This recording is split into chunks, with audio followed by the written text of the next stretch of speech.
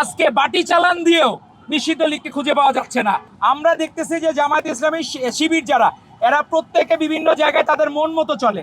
তারা চায় সাংবাদিকরা তাদের মন মতো প্রশ্ন করবে, যে ভাই আপনি সকালে কি খাইছেন, রাতে গিয়ে যেসব প্রশ্ন করবে।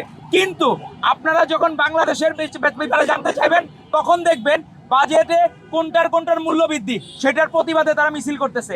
সেখানে মূল্য বৃদ্ধি হয়েছে কিসের? মদ, গাঁজা, সিগারেট, এগুলোর মধ্যে মূল্য বৃদ্ধি হয়েছে। তো এই কারণে এটার প্রতিবাদে নাকি তারা মিছিল করতেছে। তো তারা জানেও না যে কে কি কারণে মিছিল করবে। তো যারা এরকম, মানে আসলে এটা একটা সমস্যা হলো, কিন্ডার গার্ডেনে পড়া কেউ যদি অধ্যাপক লাগায়, তাদের এগুলো সমস্যা হবেই।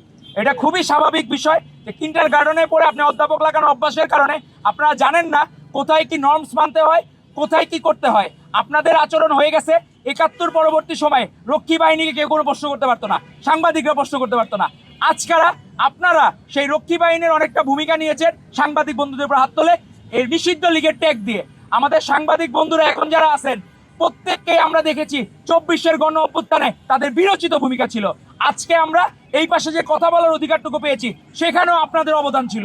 আপনাদের অবদান অস্বীকার করে যারা এনার্কি করার সৃষ্টি করবে, আশা করব সাধারণ জনগণকে সাথে নিয়ে আপনারাও তাদের নিউজ প্রেজেন্ট করা থেকে বিরত থাকবেন এবং তাদেরকেও আপনারা বুঝতে দিবেন আপনার একটা বড় শক্তি। এবং আজকে আপনাদেরকে ধন্যবাদ জানাই যে সারা বাংলাদেশের কোনো জায়গায় নিষিদ্ধ লীগ আজকে নামতে পারে নাই। আজকে বাটি চালান দিয়েও নিষিদ্ধ লীগকে খুঁজে পাওয়া যাচ্ছে না। এজন্য এখন থেকে যে শুরু হইলো আজকের এদের প্রতিষ্ঠা বার্ষিকীর জায়গায়, আজকে থেকে যে মৃত্যুবার্ষিকী, শাহাদাত বার্ষিকী, ভবিষ্যতে যতদিন বাংলাদেশ থাকবে ততদিন এদের শাহাদাত বার্ষিকী, মৃত্যুবার্ষিকী পালতে হবে ২৩শে জুন।